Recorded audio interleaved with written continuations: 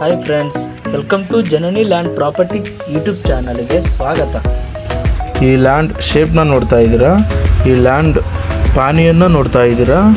2 ಎಕರೆ ಹೊಲ ಆಗಿದ್ದು ಮೇನ್ ರೋಡಿಂದ 50 ಮೀಟರ್ ಈ ಲ್ಯಾಂಡ್ ದೂರ ಇರುತ್ತೆ. ಈ ಲ್ಯಾಂಡ್ ಮುಂದೆ 30 ಫೀಟ್ ರೋಡು ಇದೆ.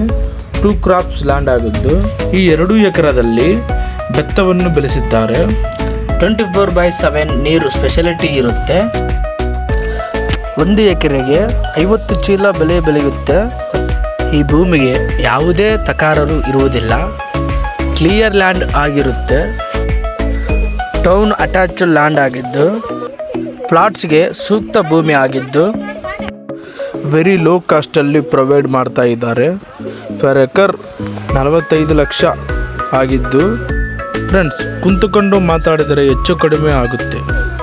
ಈ ಲ್ಯಾಂಡ್ ತಗೊಳ್ಳೋಕೆ ಆಸಕ್ತಿ ಇದ್ದವರು ಈ ನಂಬರ್ಗೆ ಸಂಪರ್ಕಿಸಿ.